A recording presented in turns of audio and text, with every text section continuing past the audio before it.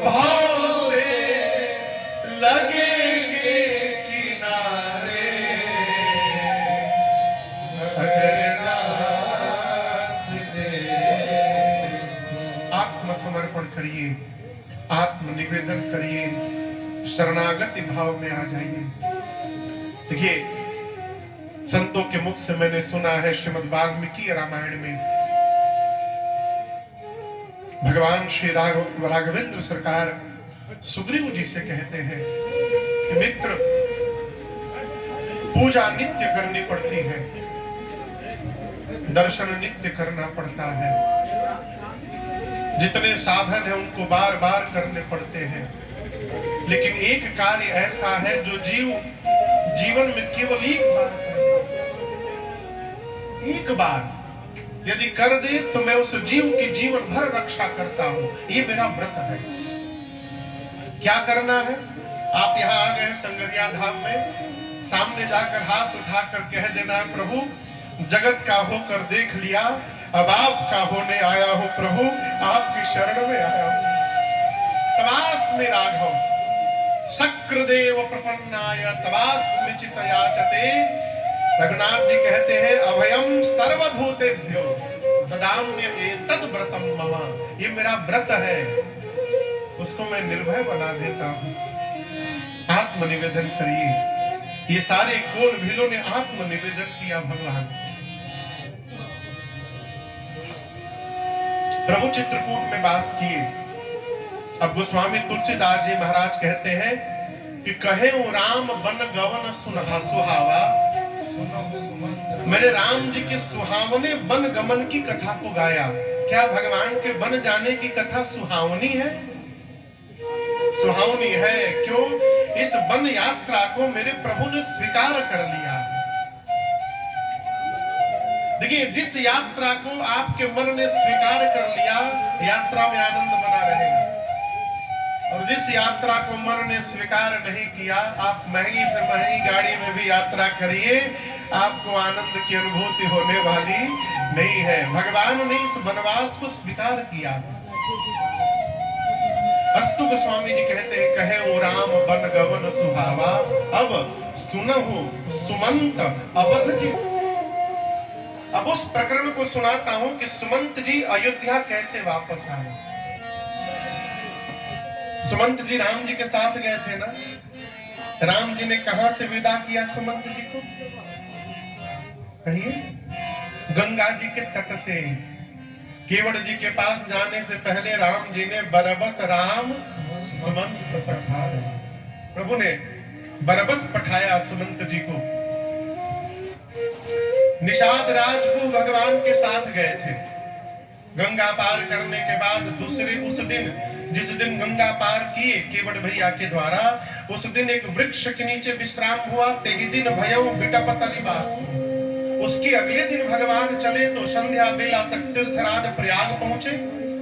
उसके अगले दिन भगवान प्रातः काल भरद्वाज जी से विदा लेकर आगे बढ़े तो दोपहर तक, थोड़ी देर बाद भगवान यमुना जी के तट पर पहुंचे।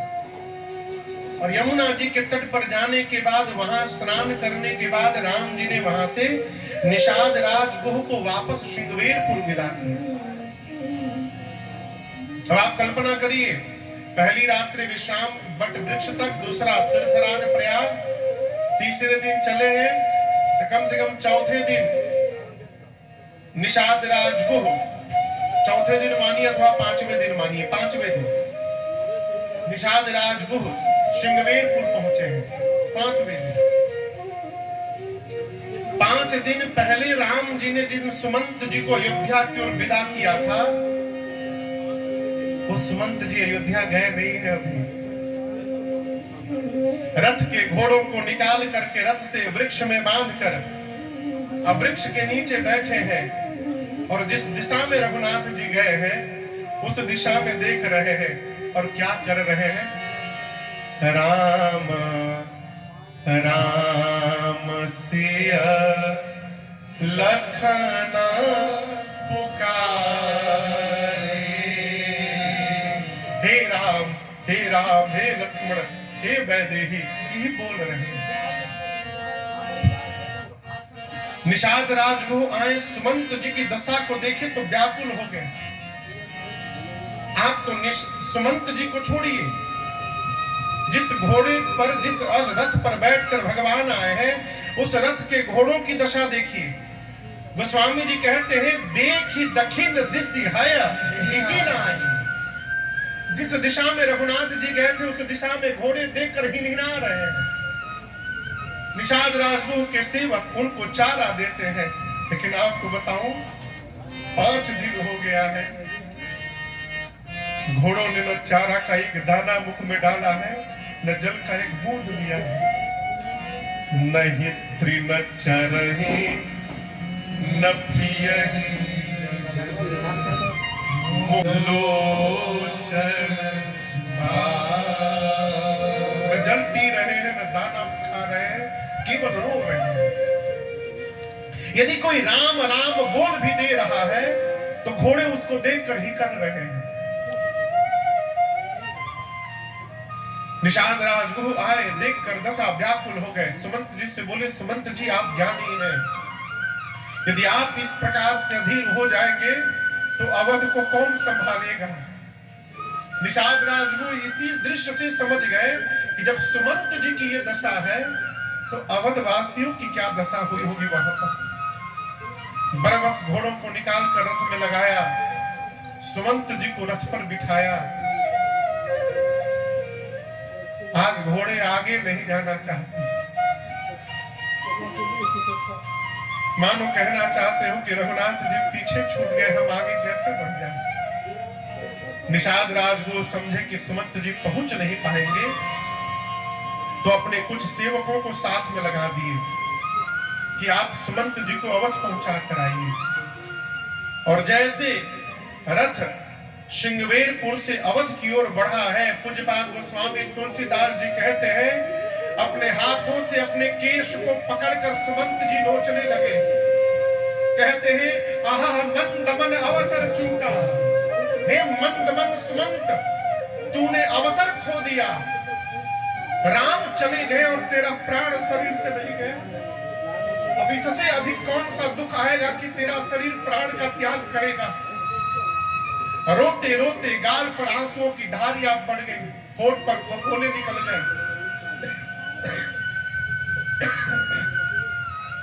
जा रहे हैं, मन में सोच रहे हैं, चक्रवर्ती जी आने की दशा में नहीं होंगे, कई आएंगी नहीं, सुमित्रा आएंगी तो समझा दूंगा, लेकिन सुमंत, जब राम जननी कौशल्या आएगी तुम्हारे सामने, जैसे दिन भर चारा चरने के बाद जब बछिया घर की ओर चलती है तो मां घर में रहती है और बछिया के आने की आभास मिलते मां डिकारने लगती है। यदि तुम्हारे आने की सूचना सुनकर उसी प्रकार राम से मिलने के लिए कौशल्या दौड़कर आएंगी तो सुमंत तुम कौशल्या से क्या कहोगे। यहां गोस्वामी जी कहते सुमंत जी की दशा कैसी है, जैसे कोई वणिक अपने घर से वर्षों दूर रहे, धन एकत्रित करे और जीवन भर की कमाई लेकर घर की ओर चले और रास्ते में अचानक उसका वो धन की पोटली कहीं खो जाए। वो पोटली खोने के बाद वो जिस प्रकार व्याकुल होगा, सुमंत जी व्याकुल है। कोई ब्राह्मण जीवन भर धर्म आचरण का पालन करे और जीवन के अंतिम क्षण में प्राण निकलते समय उसके मुख में गंगा जल के स्थान पर कोई भूल से मदिरा डाल दे।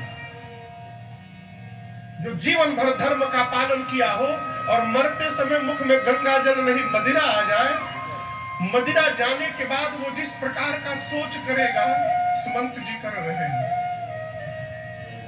कोई स्त्री जीवन भर पातिव्रत धर्म का पालन करे और उसका पति बिना किसी अपराध के उसका त्याग कर दे, उसके बाद स्त्री का जैसा सोच होगा, सुमंत जी कर रहे हैं। चलते चलते संध्या में अगले दिन, छठवें दिन, सुमंत जी तमसा नदी के तट पर पहुंचे। दिन में बोले, दिन में अवध में प्रवेश करना उचित नहीं होगा। मैं मुंह दिखाने लायक नहीं रहा किसी को। रात के अंधकार में जाऊंगा। अंधकार में अवध में गए, मां कौशल्या के कक्ष में सुमंत जी गए। जाकर श्री चक्रवर्ती जी को देखे, महाराज धरती पर लेटे थे। ऐसा लगा मानो किसी ने चंद्रमा के अमृत को निचोड़ करके और चंद्रमा को आकाश से उतार कर धरा पर रख दिया। सुमंत जी ने जाकर चरणों में प्रणाम करके कहा, हे जय जीव, आपका सुमंत आपको प्रणाम करता है। ये जो सुमंत शब्द कान में पड़ा ना, महाराज तुरंत उठे, सुमंत जी को हृदय से लगाकर बोले, सुमंत कुछ मत बोलना, मैं जो पूछ रहा हूं पहले उसको बताना। राम कुशल कहु सखा सने, राम कुशल सखा सने, कहा रघुनाथ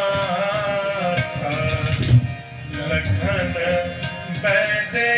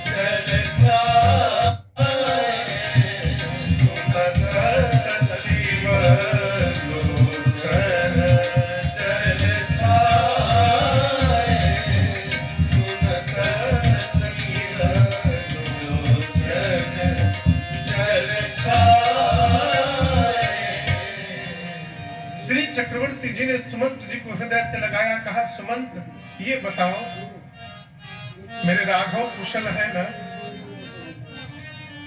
मेरे लक्ष्मण, मेरी वैदेही कुशल है ना? लौटा के लाए हो कि वन में ही छोड़कर आ गए? जैसे महाराज ने ये वाक्य कहा, सुमंत जी के नेत्र से झरझर अश्रु निकल पड़ी और इन अश्रुओं को देखकर महाराज समझ गए। कहे, सुमंत यदि तुम अपने महाराज को जीवित रखना चाहते हो तो जहां राम है वहां मुझे पहुंचा दो। यदि तुम विलंब करोगे तो सुमंत मेरा प्राण निकल जाएगा। सुमंत जी ने कहा, महाराज धैर्य रखिए, आप धर्म धुरंधर है। राम को आपके अलावा संसार में ठीक से कौन जानता है? महाराज, पहले दिन तमसा नदी के तट पर वास हुआ, दूसरे दिन श्रृंगवेरपुर में वास हुआ और तीसरे दिन मुझे सत्य की दुहाई देकर रघुनाथ ने मुझे विदा कर दिया। मैं गया तो नहीं, दूर से देखता रहा।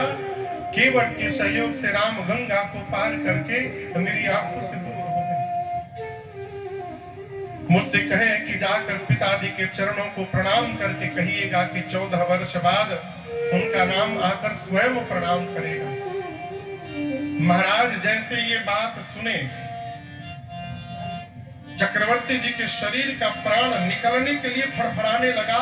गोस्वामी जी कहते, प्राण कंठगत भयौ भुआलो। चक्रवर्ती जी का प्राण कंठ में आके फंस गया, वाणी अवरुद्ध हो गई, कंठ के नीचे के शरीर के अंग शिथिल हो गए। और जब मां कौशल्या जी ने ये भाव स्वरूप देखा महाराज का, तो चरणों को मां ने पकड़ लिया। मां ने कहा, महाराज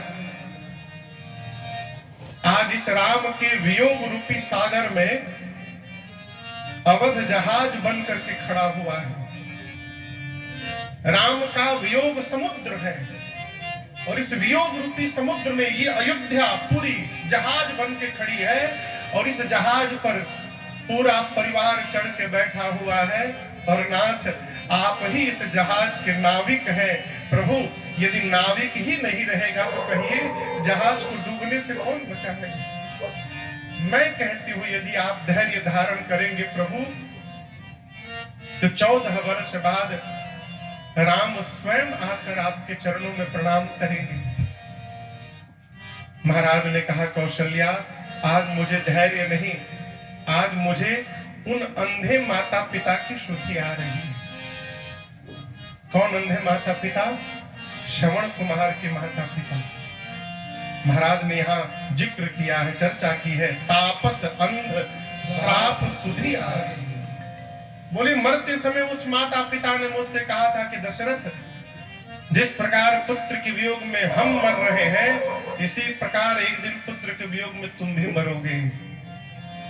परंतु तुम्हारा दुर्भाग्य होगा, जब तुम्हारा प्राण निकलेगा तो तुम्हारे 4 में से एक भी पुत्र तुम्हारी आंखों के सामने नहीं होगा। आपको बताऊं, वो राम जी को जाने के बाद अवध की 6वीं रात्रि थी। महाराज कहते हैं राम को गए 6 रात्रि हो गई और मेरा प्राण नहीं गया। ऐसा कष्ट होगा कि मेरा शरीर प्राण, अब इससे बड़ा कौन सा कष्ट होगा कि मेरा शरीर प्राण का त्याग करेगा। महाराज ने मरते समय मां कौशल्या से 2 बात कही। एक बात का उल्लेख तो मानस जी में, दूसरी चर्चा मैंने अपने गुरुदेव भगवान के मुख से सुनी है। मरते समय चक्रवर्ती जी ने मां कौशल्या से कहा, कौशल्या जी, किसी भी घर को प्रकाश देने के लिए 3 की आवश्यकता होती है। 3 में से 1, या तो सूर्य हो, ना तो मणि हो, और ना तो दीपक हो। आज सूर्य वंश का सूर्य डूबने जा रहा है। रघुवंश के मणि रघुवंश को छोड़ के चले गए हैं। अब मेरे जाने के बाद इस अवध वंश को प्रकाश देने के लिए एक दीपक केवल बचा है, उस दीपक को बचा के रखना। मां कौशल्या ने पूछा, प्रभु ये दीपक है कौन? महाराज ने कहा, जाने हूं सदा भरत कुल दीपा। महाराज ने बार बार कहा कि कौशल्या, भरत को कुल का दीपक समझना। और चक्रवर्ती जी ने कहा कि मेरी आखिरी इच्छा पूरी करना। जब राघव वन से लौट के आएंगे तो भले सीता जी उनकी सेवा में रहे, लेकिन कौशल्या जी, मेरे राघव को भोजन कराने का काम आप किशोरी जी को मत देना। आप ही उनको भोजन कराना, बाकी सारी सेवा सब करें, लेकिन मेरे राघव को भोजन कराने की सेवा आप अपने पास रखना। मैं जानता हूं मेरे बिना राघव भोजन करेंगे नहीं। जब वो भोजन न करे तो मेरे चित्र को लाकर उनके सामने रख देना और मेरी सौगंध दे देकर मेरे राघव को भोजन कराना। कौशल्या, इतना कह के मानो महाराज प्रायश्चित कर रहे हो। भगवान को गए 6 रात्रि हुई थी, अस्तु 6 बार मुख से राम बोलकर, राम राम कहि राम कहि, राम राम कहि राम, तन परिहरे रघुबर बिरहा,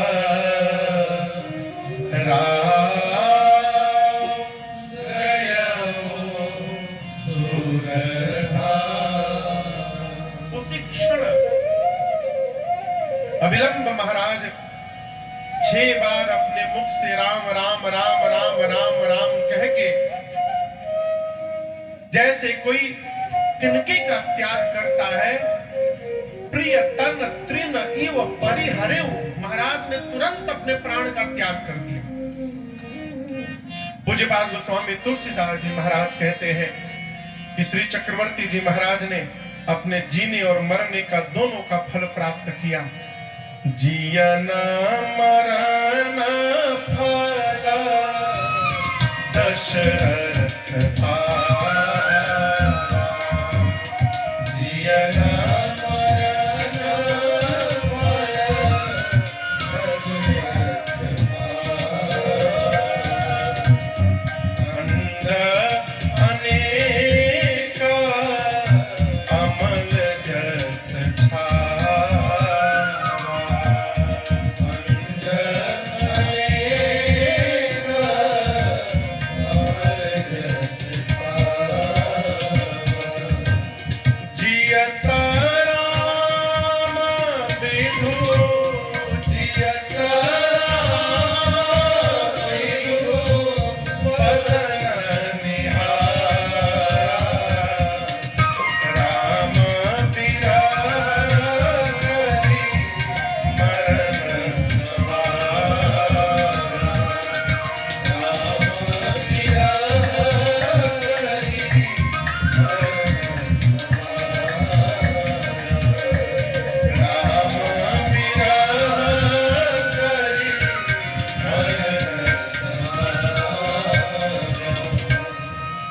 गोस्वामी जी कहते हैं श्री चक्रवर्ती जी ने अपने जीवन में जीने का भी फल प्राप्त किया और जाते जाते मरने का भी फल प्राप्त किया।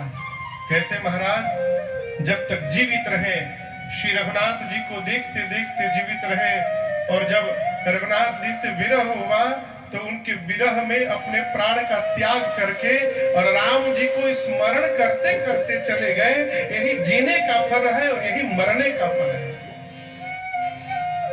यही फल है माई बाप की प्राण निकलते समय भगवान का नाम निकल जाए, लेकिन निकलत नहीं है, बहुत कठिन है। बाली कहते हैं रघुनाथ जी से, प्रभु जन्म जन्म मुनि जतन कराही, अंतराम कही आवत नाही।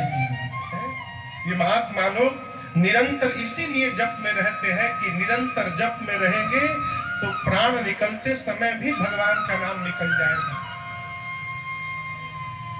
हमारे पूज्य महाराज श्री कहते हैं, बाबू जो बचपन से प्रारंभ नहीं करेगा उसका 55 के बाद होने वाला नहीं है।